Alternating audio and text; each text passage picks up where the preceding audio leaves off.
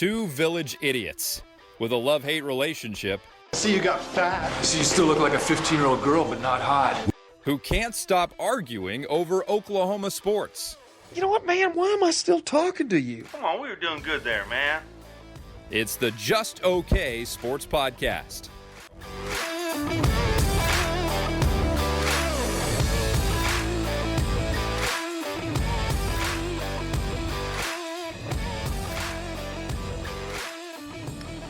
Sooner Nation, Thunder Nation, we are back. This is the Just Okay Sports Podcast.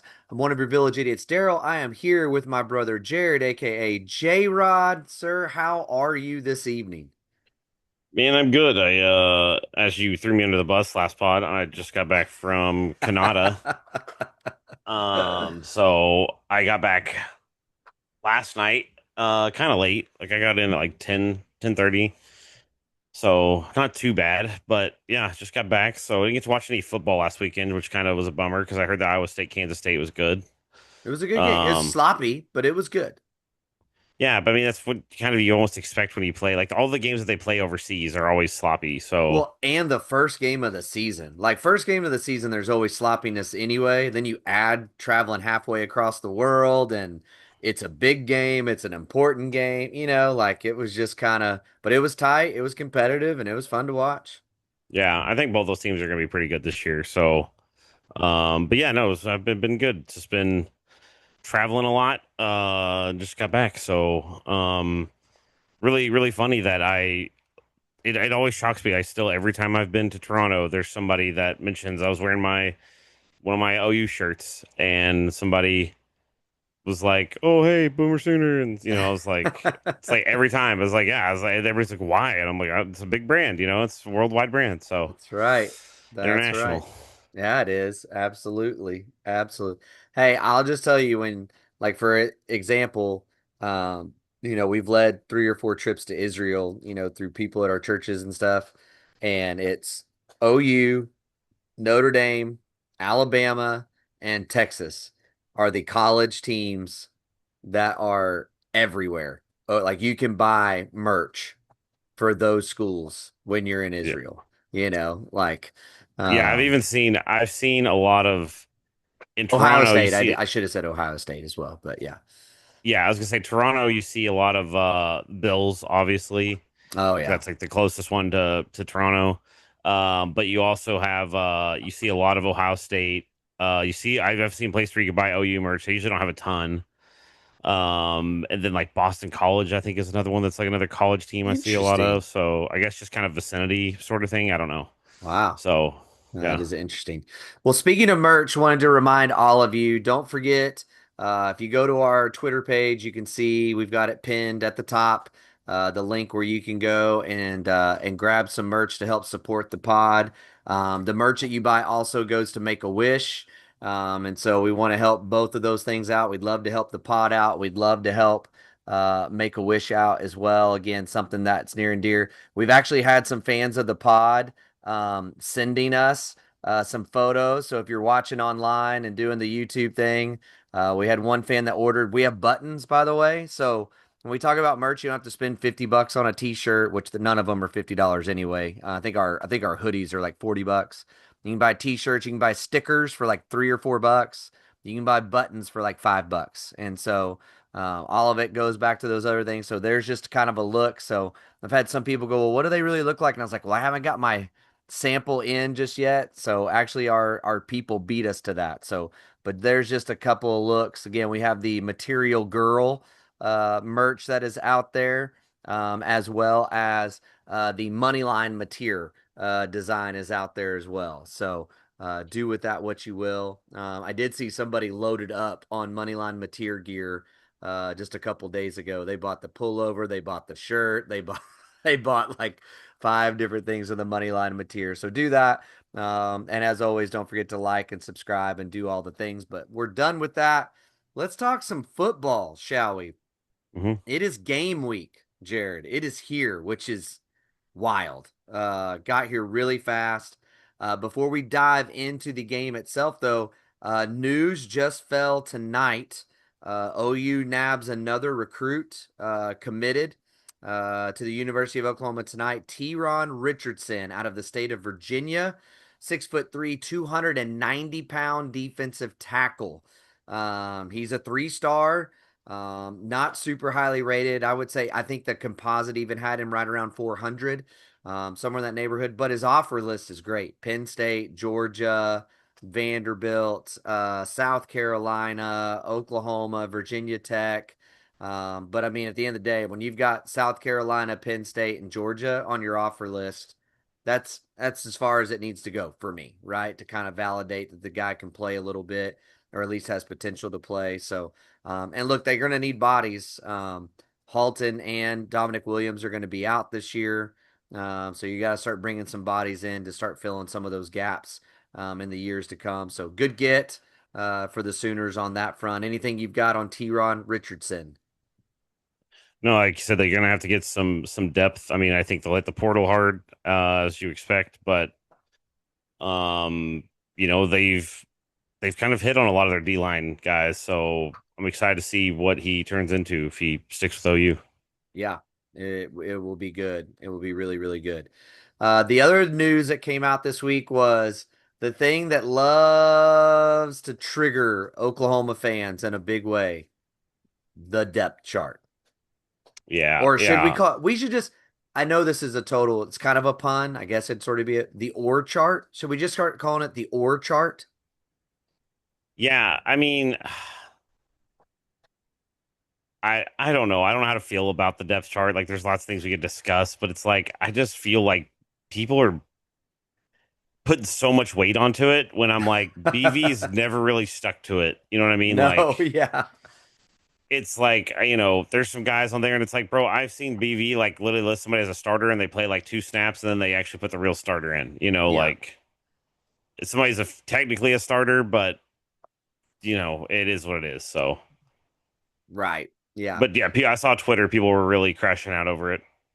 For sure. And so we're going to talk about a couple different positions here in a second, but I do want to, I always have, and I have to remind myself of this, right? When I read those depth charts, especially week 1 depth charts, especially week 1 depth chart. That is, unless you're playing the Iowa State, Kansas State game, or you're playing the Clemson LSU game. What I'm about to say goes out the window for that. But 99.9% of all Division I college football teams are playing like an FCS opponent in week 1, right? Yeah. Group of 5, whatever. So, one, injuries do play a part in that week 1, especially at OU. They believe in rewarding guys who have, been around and put in the time through fall camp. But the second thing that people don't talk about is there are still, despite the fact that I think our culture at Oklahoma is very good, there are still punishments that are dealt out through depth charts as well, right? So maybe a young freshman missed a couple meetings in a week. Well, guess what? You're going to be a little lower than what we really want you to be because you made a boo-boo, right? So and that's one of the reasons you have so many ors everywhere, because you got a guy that they really think maybe should start or be the backup that they're listing at the 3 or 4 slot. So we're going to put an or in there because we're just not going to list them as a starter as a way to punish them for being late to the meeting or not taking notes or whatever it is. Does that make sense? Yeah, I mean, I think people get wrapped up when I call Maddenitis, where it's like they think the depth chart works just like it is Madden, where it's like, oh, we've been top players are just automatically. It's like it's especially at OU, it's way more complicated than that. Like you said, there's punishments, there's seniority to some degree. BB's talked a lot about that. There's a lot of variables that people don't consider.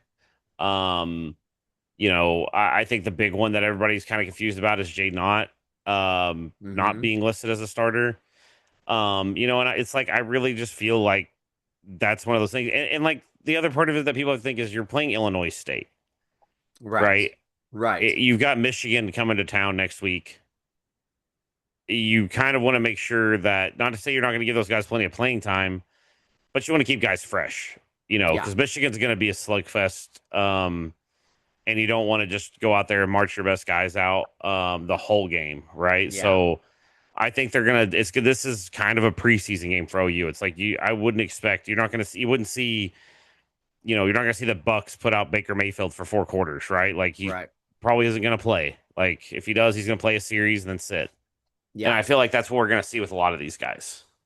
Yeah, and I agree with that, but I also think that when you're talking about the top two positions, right? So, Jay Knott is an injury issue. He missed a huge chunk of fall camp. So they're going that depth chart is rewarding Torrey Blaylock and Javante Barnes, who have been healthy and played really well through fall camp as well. And as a matter of fact, Arbuckle talked about that in his press conference. He said there were several days where those were the only two guys we had to run practice with. And he goes, and I know their bodies were sore. I know that they were worn out. And they gave us everything. He goes, look, guys, when you're the only two backs, and you go run your 7-on-7 or you're good on good and you got to step up in the A gap and pick up Kobe McKenzie, that's a hard day. And he goes, Yeah, those guys didn't flinch. And I mean, literally, there were days, and people were showing that where DeMarco Murray was getting in line and running non-contact drills just to give them a breather because they were yeah. so low, right? So that's the bigger part of that one. Some of the other oars are, again, telling a guy, look, you're a backup, but we just want to celebrate you for one. And then the other side is, look, BV has shown this, and you do have to give him credit for this. He will, especially on defense, rotate in guys a lot. I mean, Yep. there were times last year, Danny Stutzman came off the field and Kobe went in. And Hmm. sometimes in tighter games than what, I would have liked Danny to come off the field, but that's how they keep them fresh. And I think that or part of it is to kind of calm the fans down, if that makes sense, right? If the or wasn't there, for instance, like I know a big one bothering people is Kip Lewis and Owen Heineke being an or, right? Well, don't freak out if Owen Heineke comes in the third series because he's an or. Relax. We're giving Kip a break and we're letting Owen get some run, right? Like those kinds of situations as well. Well, and I think you want to drive some of that hunger too. Like that's my point too. Is not just freshness, but you want to drive a little bit of competitive. They've talked about competitive depth. That's been BV's thing since he's gotten OU. Mm-hmm. Is wanting to build competitive depth. So if you take a guy and you say, "Hey, look, like we think you're really good and you could be a starter," but you had a bad week of practice or you missed a class or like you said, whatever. So we're gonna start this guy over you, or he's gonna be up higher on the depth chart than you. Yeah. And you want to really build that. You really want to build that, especially before you go into Michigan. Oh goodness, yeah. I would 100% agree with that. Now, one of the depth chart things that came out that has people both mad and excited, and I'm curious which side you're on, Jared. So I need to know if you are mad or excited that Jaron Kanik is our number one tight end. I'm excited, honestly. I don't. The people freaking out about it. I'm like, I guess I get some of the hesitation, but I'm also like, everybody since he's been at OU has talked about how he's an athletic freak. Yep. Even last season, his athleticism's off the charts. He seems like he's got crazy good work ethic. I mean, you've never really heard anything bad about the guy. Like, put him out there, see what happens. Like, I think especially in an Arbuckle type offense, you want a guy like that that's a little bit more fluid. If if you know what I mean. Like, you don't. Yeah. You want a guy like Kanik that can block a little bit, but you want a guy that's going to be able to get out in space and make a play. Um, and I think that Kanik has that ability. So I'm personally excited for it. Yeah, and it's funny because there's been a lot of comparisons to Lincoln Riley, which I know we don't like to say the name that should not be mentioned, right? But you can't deny the guy ran some great offense. I mean, Yeah. he definitely ran, and we know that a lot of what Arbuckle does is kind of in that same tree, has been, described as similar to that kind of offense. And look, one of the best things Lincoln Riley ever did from an offensive play calling standpoint was creating roles for Dimitri Flowers and Jeremiah Hall, like those kinds of guys, right? Like, and he would create unbelievable. Now, here's the deal. Is Kanik as big as those guys? Pretty much. I believe he came in at 235, 240 on 233. I mean, so yes, and he's way faster. So when you think about some of that zone read stuff and some of the kind of RPO stuff that you can do with him being the guy that's going to line up as kind of that H back, whatever you want to call it, and he's going to fire like he's about to block somebody and then shoot that gap for that little pop pass. If that DB takes the wrong angle, he's going to the house. Whereas when it was like Dimitri Flowers and Jeremiah Hall, you knew it was good for 10 to 15 yards, right? So Yeah. I just think there's so many ways they can use him in that role. And so I think people are getting the ones that are mad are thinking about him as a tight end. And if he starts, I firmly believe he is not going to line up as a tight end. He's going to line up like an H-back. He's going to be in that little wing position. He's going to be in the backfield, or they're going to split him out even. This was a play that they showed a lot on Gabe and Teddy's pod, the In the Weeds that they did on Arbuckle's kind of run stuff.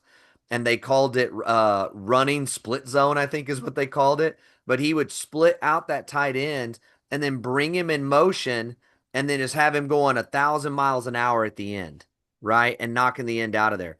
Canic's not going to have a problem with those kinds of things, right? Like if they want to run a power run right up the middle, he's not going to be scared to go in and clear space.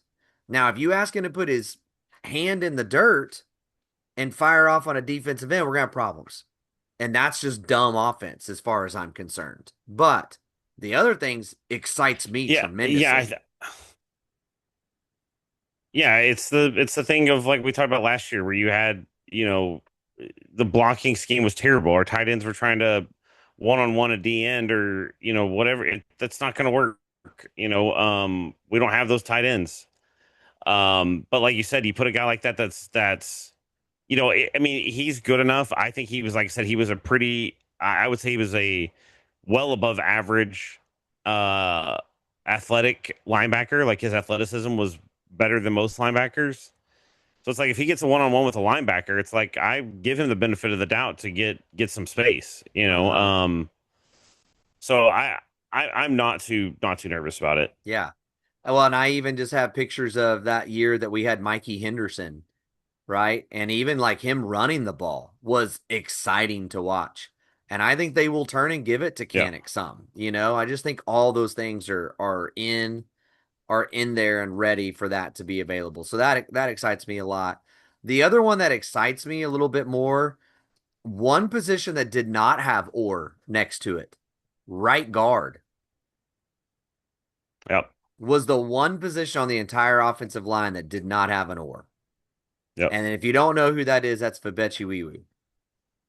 And dude, that's kind of exciting because when they got that guy, there was a lot of hype around him, and I frankly did not think he played very well last year. Now, was he one of the better linemen we had? Sure. But that wasn't saying much last year at all. I didn't realize he lost almost 25 pounds this offseason. Yep. That'll play. I think that will play and pay big dividends. But that just excites me for a guy that's older, means he set the tone, and he's really gone and grabbed his position. Excuse me. And so I'm really excited about that.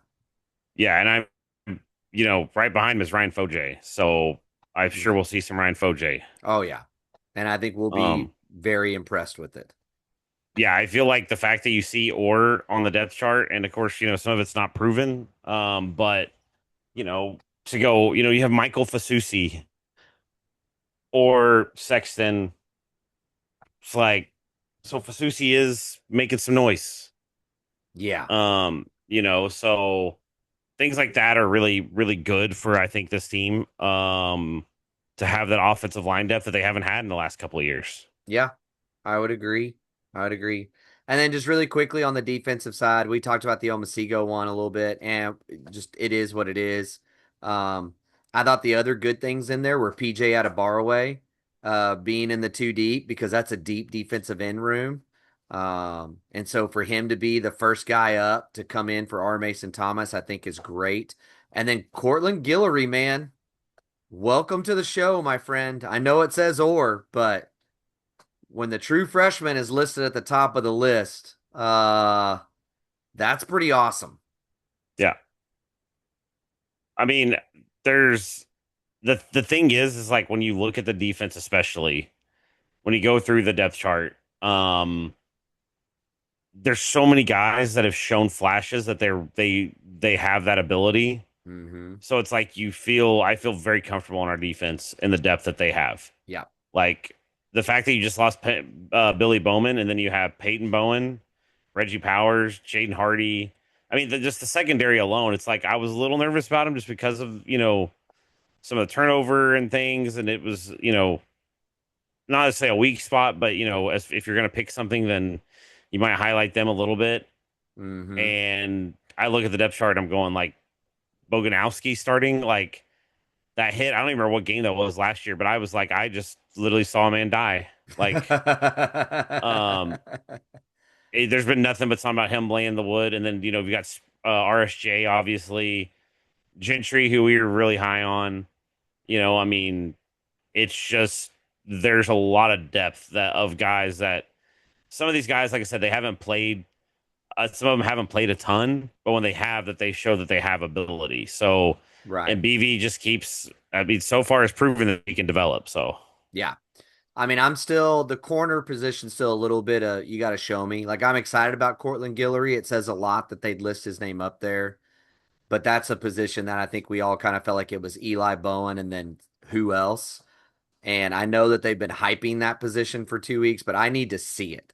I know that Gentry, if healthy, can be a really good corner. After that, I need to see these other guys actually step up and be something. So we'll see how that goes. But overall, I was excited about it. No issues for me, but those were just kind of some of the things that stood out. I felt like from a depth chart perspective. Did you get to watch any of BV's presser today or yeah, Arbuckle's presser? I got to watch a little over half of it. Anything you took from that at all? Um, one thing that just the one thing that now that football season's starting up, this is kind of an aside a little bit, but the amount of questions that he gets asked that are just so dumb are mind blowing to me. Like I don't understand. Like the man has a ton of patience. They're like, oh, well, do you think like one of the first questions was like, oh, do you think Mateer's good? Like, what do you think? And I'm like, no, he just recruited a transfer because he thought he was terrible. Like, what do you mean? He's like, he has no like the way the question was phrased was just dumb. It was just whatever. But it was interesting that he did talk a little bit more about the culture turnover, the Mhm. cleaning of house, and how he's like finally getting guys bought in that has good culture. Like the grades are up. There's not a bunch of failed drug tests and arrests every week. Like it's the culture had to be rebuilt from the ground up. It sounds like. Yeah, he did talk about that. That just and to be clear, his quote was that when we got here, we chose not to run anybody off, but to give everybody a chance. And no one was going to class. He said we had a 2.2 GPA. We had so many drug tests being failed, and we were having to deal with that. So there was just a lot happening in that way. And I mean, that's a big change, and obviously that was something that the past staff didn't really push and chase down or they weren't concerned with. And he was. And so, yeah, he definitely talked about that. And so thanks again, Tebow, for leaving us that mess. Yeah. Um, the other thing that stood out to me was he got asked about the celebration side of things and Uh, how there's been a lot of discussion about how Arbuckle and Mateer and all them when they have a good play on offense that they really celebrate it. They kind of take the Patty Gasso approach, right? Like you get a walk, you get to celebrate it because a walk is a great thing. Um and just what that's meant to the team. And this was the quote that stood out to me from BV. He goes, "Well, You have to have something to celebrate to celebrate. And because they were asking him the difference from last year, which to me was him basically saying, we had nothing to celebrate last year, even in our practices. And it's just like, oh my gosh, dude. Like the just the complete rebuild of confidence that has been needed on that offense is crazy. Yeah, I mean, we've talked ad nauseum about how historically bad the offense was last year. Um, so yeah, I mean, I like I said, I've said this. I think if the defense is as good as we think it can be, and the offense is like a top 50 offense, kind of be pretty salty. Yeah. Yeah. And again, I understand our schedule is hard. I'm just going to keep saying it. It's not the same schedule as last year. You were playing senior laden, draft eligible teams last year. You're not this year. There is a lot of turnover. And so the schedule is still tough. It's just not what it was last year. So I agree. The defense is what it was last year, and you got a top 50 offense. Things are going to be good. Speaking of which, Brent also said, um, just really owned, and you could tell the weight of. He basically said, I'm really sad our fans have not had more to be excited about in the time that I've been here. And he feels that. Um, which I was glad he owned it and said it. Um, but man, like, I don't know if BV's going to work or not. We've had a lot of discussion around that, but he wants it to. He wants it Yeah. to work so bad. Um, and I just love that. I mean, I think that's why I say every, not every, I think 90% of OU fans want Brent to succeed and they believe Brent can succeed. Yeah, I mean, I think that there's a lot of positive that Brent brings to the program, so you hope that he can put it all together on the field. Mm-hmm. I don't think anybody really questions his defensive acumen, right? No.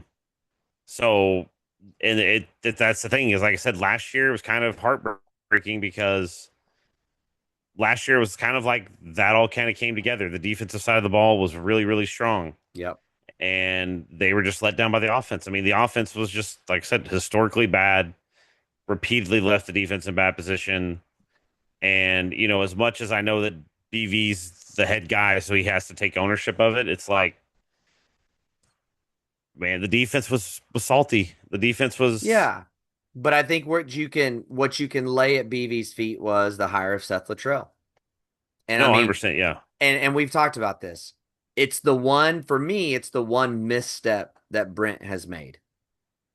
The one Yeah. misstep that Brent has made is the Seth Luttrell because Brandon Hall's been an incredible hire. We talked about a couple weeks ago. Miguel Chavis, great hire. We questioned that hire big time. And it seems like he's starting to come through. As much as that surprises me, his guys are developing, they're getting better. He's recruiting well. Like that has worked out really, really well. You hear nothing but good things about Dryling and oh my gosh, I can't think of the other linebacker coach that they brought in from Clemson that they just brought on this year. Oh, it'll come to me, but um, you know that those have just been great hires and have been really, really, really good. And so he's made one bad hire. Even Levy, I think we all questioned Levy hire a little bit. He did really well. I mean, Wes you can Goodwin. good one. Thank you. Thank you. Thank you. Um, he had a top 10 defense or a top 10 offense in the time that he was here. So that seems to have worked out pretty well too. So I think you just make that hire right and that things are a lot different right now for Brent Venables. Yeah, I mean, the Seth Luttrell was a massive misstep, but again, I don't think, and again, it's one of those things that while it worked out, it turned into a disaster. Looking at his resume, I don't think anybody expected it to be that bad. No, not that bad. No. And Yeah, again, I mean, Seth didn't get help either. I mean, Seth can't make Jackson Arnold hang on to the football. Seth can't keep offensive linemen and wide receivers healthy. Like there were some things that were also out of Seth's. Now, I don't believe Seth was the answer at all based on what we saw. None. But I'm just saying it could have been much better if healthy and not turn the ball over, those kinds of things. So, anyways, Yep. let's get into this week. Let's move it. It is game week, baby. And so let's talk about it. Are you scared this week? I mean, it's Illinois State coming to town. Jared, you worried? Yeah, I had to dig up the spread because a lot of the sites weren't listing it. So yeah, no, I'm not worried. This is a really good benchmark game. I want to see. I think this is one of those games that's valuable because OU should obviously win, but how are they going to win? Are they going to be able to, regardless who's on the field, go out there and step on their throat and hold them down? Yep. Right. Because that's the thing is when you're playing a team that's from the FCS or whatever division they're from, I think FCS. Um, And they are like, and to their credit, they're ranked number 6 in the FCS. So, right. I mean, I understand it's an FCS team, but this isn't some school. And no, I mean, this is a school that's expected to potentially win a championship at that level. Yeah, sure. But I mean, again, it's FCS. There is a chasm of talent level between the two overall. So you want to be able to see that, oh, you can go out there with their third string and still compete, right? And it's things like that. I mean, we're going to get to see some of these guys that we've been talking about. You know, I want to be able to see some of the receivers that haven't had a ton of play in big environments, or again, I want to be able to see the offensive line just dominate. You know, I haven't looked at their depth chart, Illinois State's depth chart, but it's like I want to be able to see that, you know, you finally, you know, this is something that we haven't really talked about in a while, but you finally have offensive linemen that are 300 pounds plus. You don't have the 275-pound tweeners that Lincoln Riley was trotting out there. Like you have 300-pound guys that are still athletic. They should be able to go out there and push people around. Yep. Yeah, I completely agree. I didn't get far into. I went back and watched Illinois State's game against Iowa. They played Iowa to kind of kick off their season last year, very early in the year. Um, what I was surprised at is listening to some other pods. A lot of them talked about their offense and how their offense was really good. But here was the start of the game for Illinois State: 3-and-out, interception in the plus territory for Iowa, and then a fumble in plus territory for Iowa. Those were their first 3 drives of the game. You want to know what the score was at the end of one quarter? Oh, it was Iowa, so 10-0. 3-0. Jeez. 3-0. So, and what I noticed was their front 7 gets pressure and penetration a lot. Now, granted, Iowa's not any good on offense. We all know that. I get it.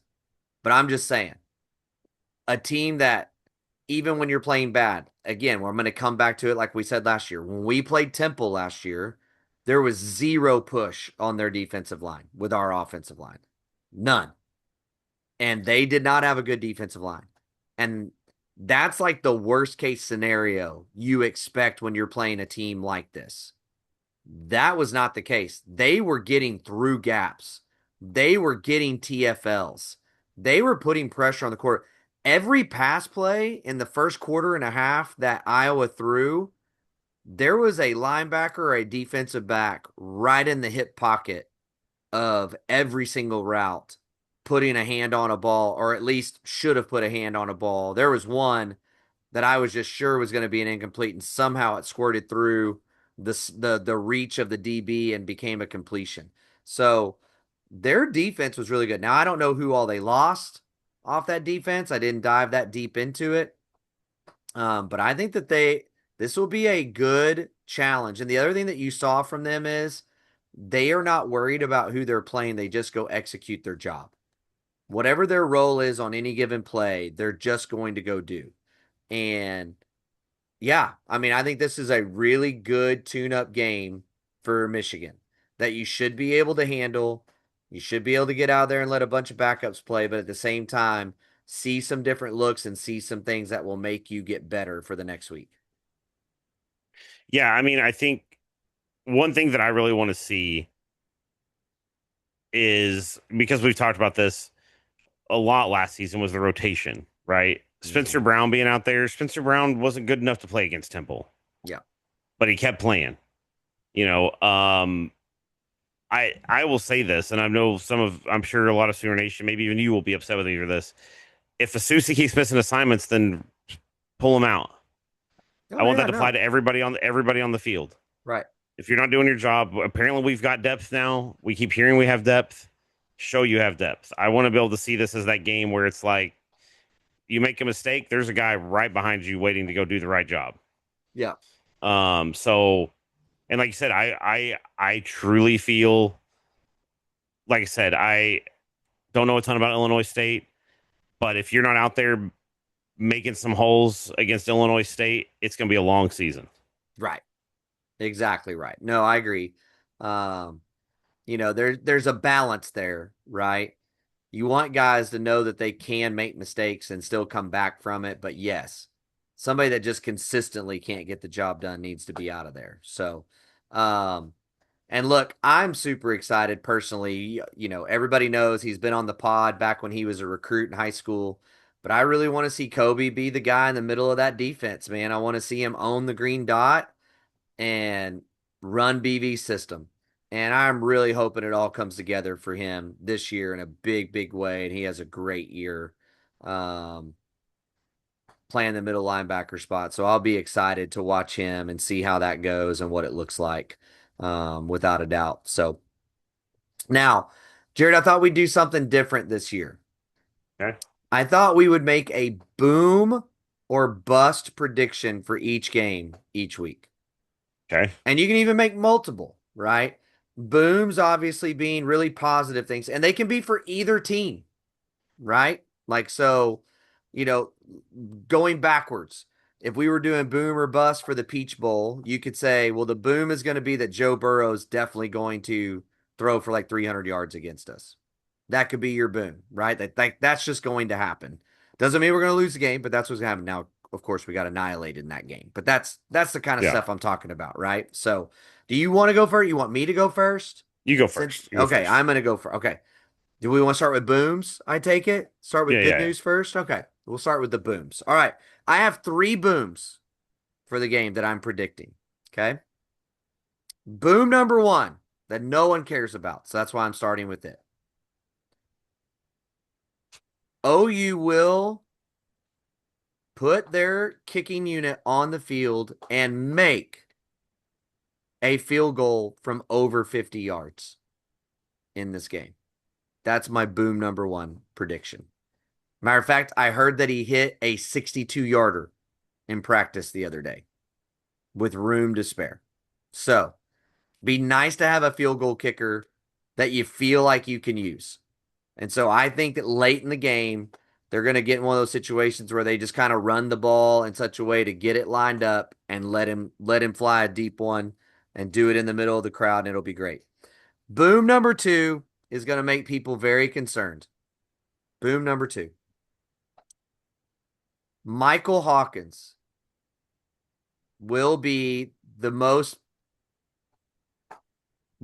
the best stats of all quarterbacks that play on Saturday. And I'm just simply saying that because I think we'll probably get some kind of turnover at some point, and we're going to score fast and be up like 21 or 24, somewhere in the first half, and he's going to get to come in. I think they're going to give him a lot of run in this game to get him reps.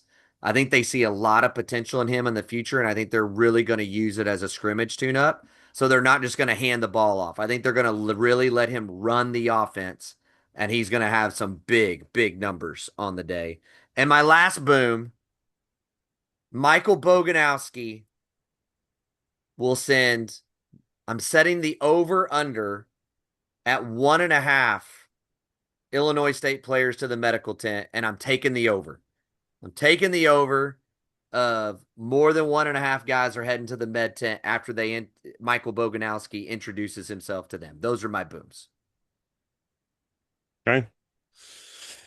So you do my booms for you to your Yeah. busts, I guess. Okay. Yeah. I don't disagree with those. I think those are good ones. Okay, so my boom is going to be that OU is going to have 6+ sacks in this game. Wow. Not crazy. 6. I think that, I mean, this defensive line is pretty nasty. 6 is a lot of sacks. Oh, for sure. And Ah. Okay, we've lost Jared. And so let me see what I can do to get Jared back, and we will be right back. All right, we got this back. Sorry we had a glitch. Hopefully we've got it fixed. We'll see what happens here, but we're unfrozen, we're chatting, and I heard a boom of 6 sacks is what I heard. 6 sacks for the OU defense, yes. Wow. Okay. I like it. I like it a lot.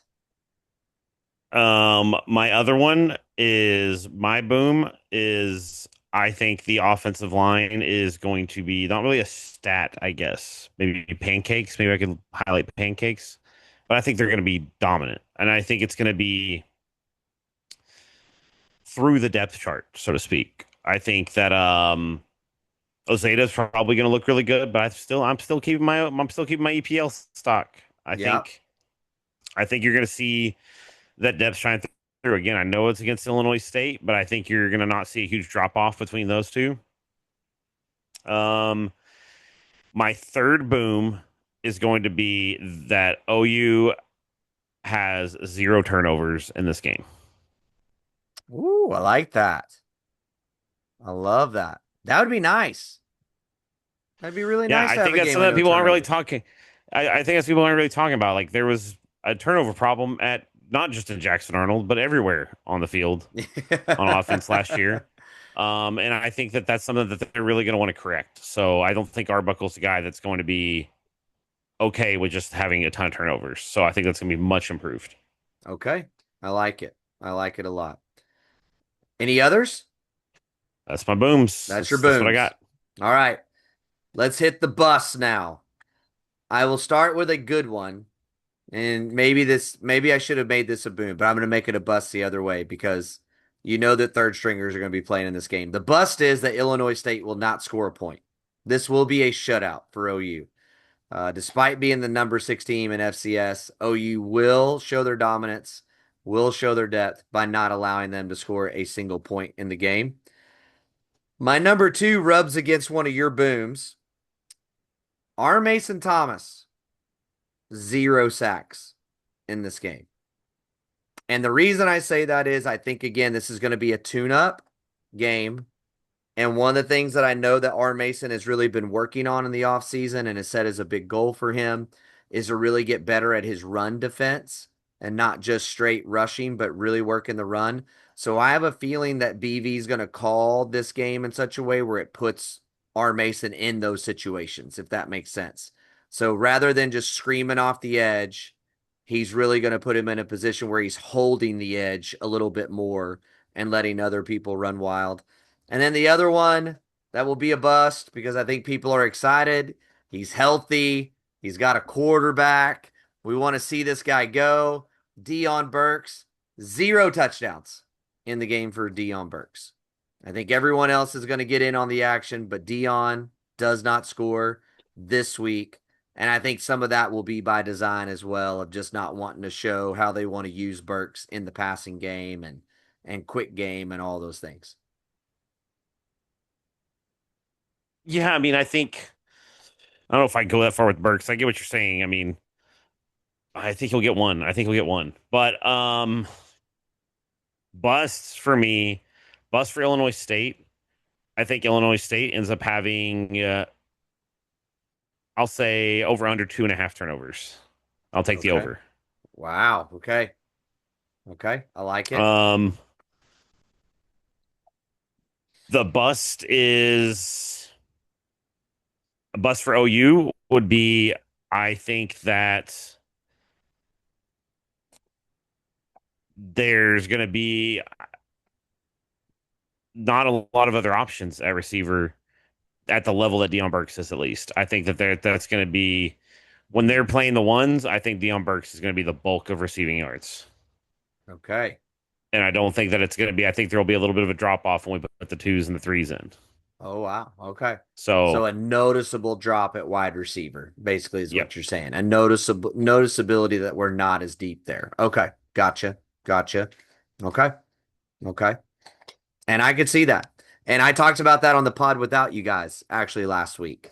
Um, in a big way because I was the one who was saying, just it was only like a month ago that we were talking about how do we even have a corner that's worthy of playing on the field, and now all of a sudden we have six that are just all world corners. Well, that either means we really grew up fast or our receivers are not very good, in my opinion. So that could line up with your bust right there.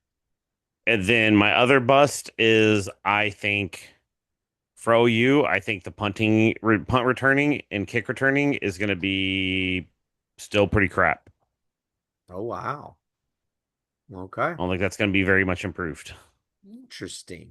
Interesting. See, I feel very optimistic about the punt and game and return game, kick return game. So Yeah. we shall see. Yeah. Yeah. All right. Very good. Anything else on week one?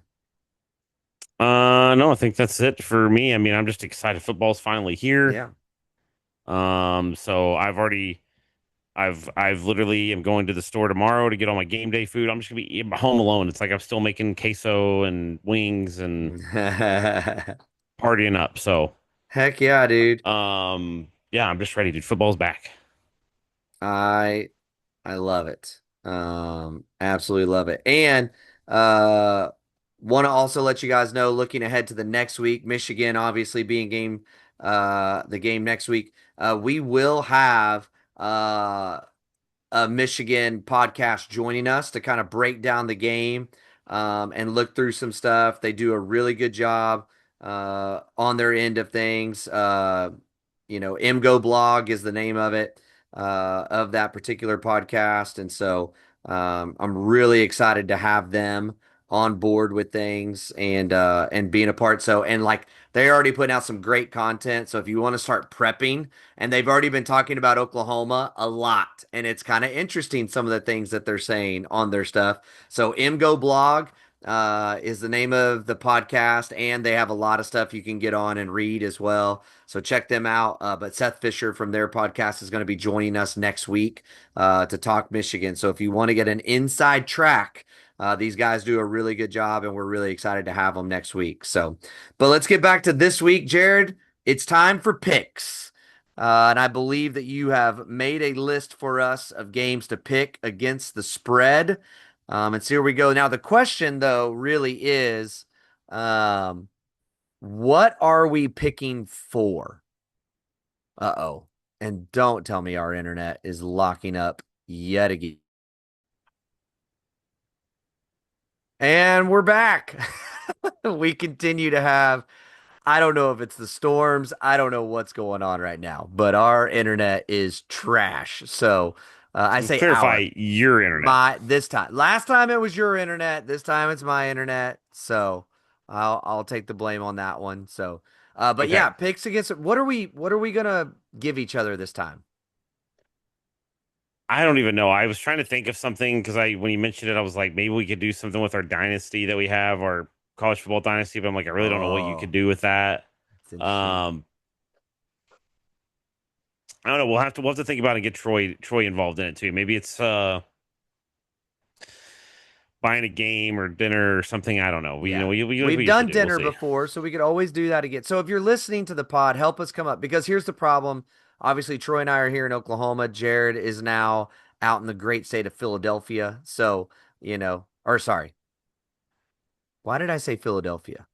There was so much wrong with that sentence. The great state of Philadelphia that I don't live in that city.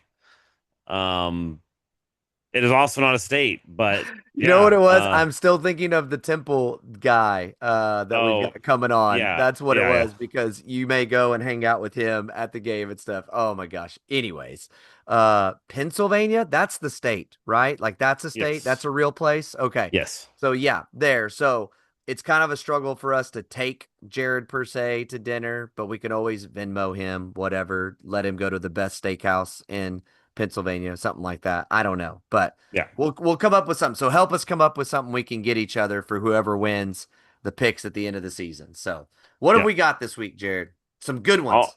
all right. So I said this to you, but I'm gonna go a little bit out of order. We're gonna go with Virginia Tech at number 13, South Carolina.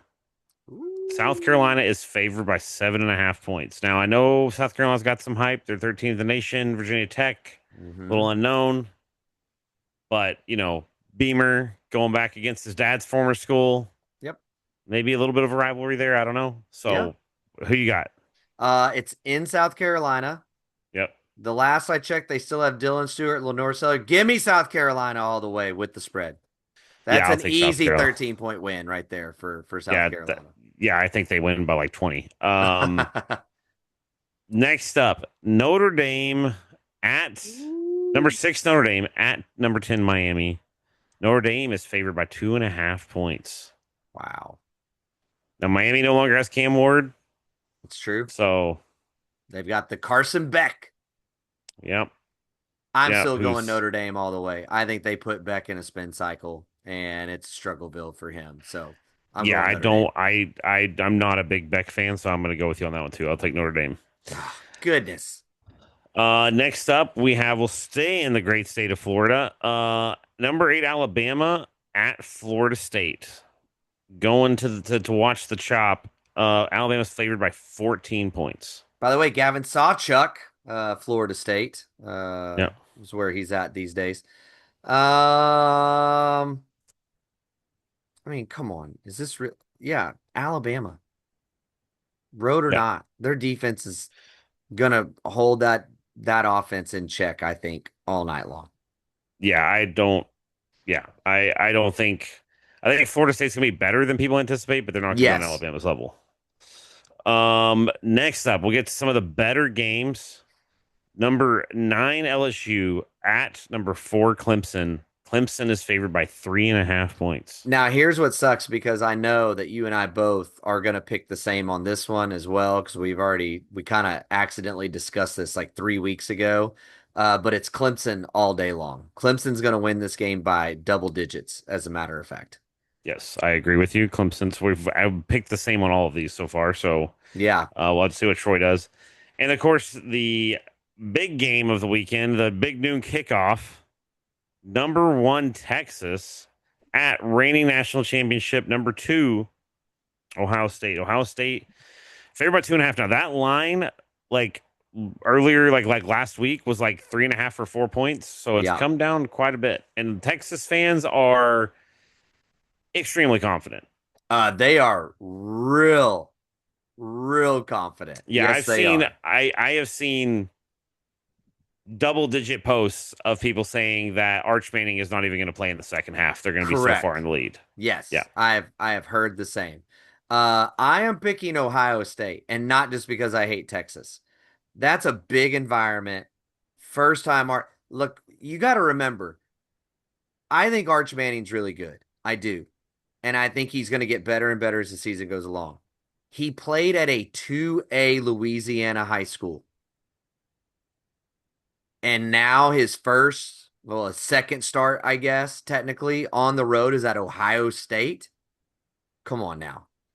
And they're gonna have a new offensive line they're breaking in.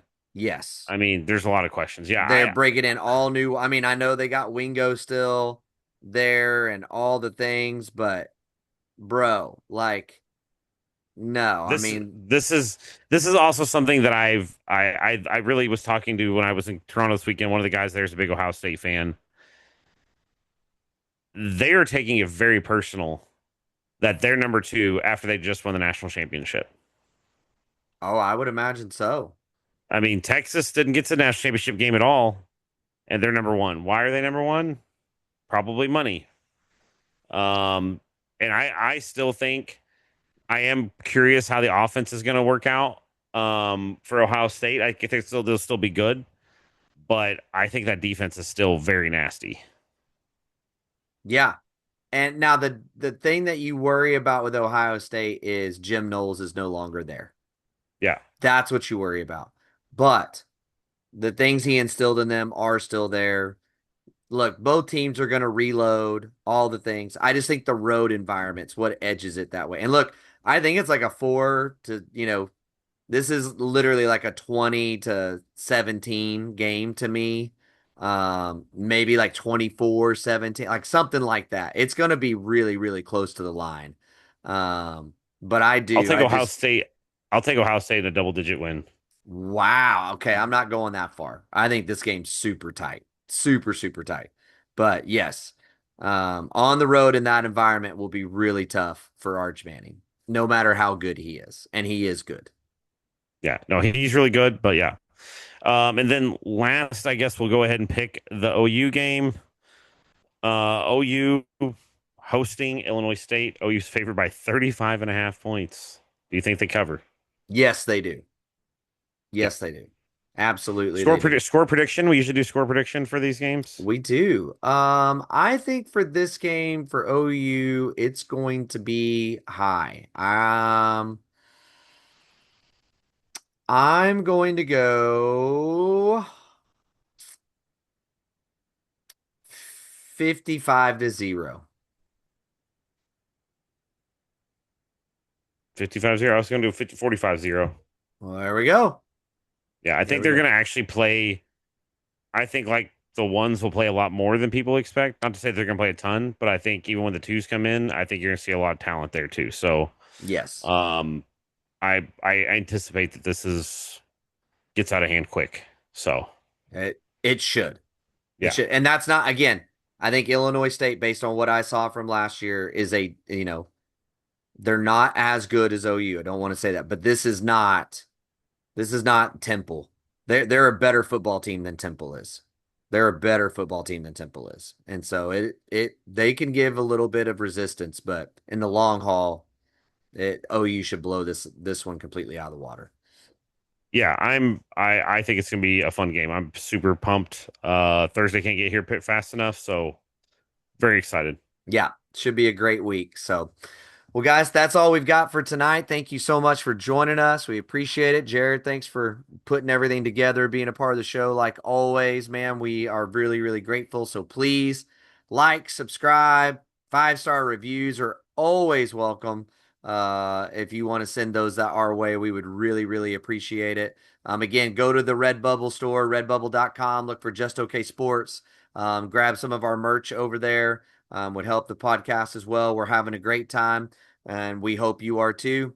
I'm Daryl. That's Jared, and we will talk to you guys later. Bye, Baker. You can unhitch the wagon, put the ponies in the ball.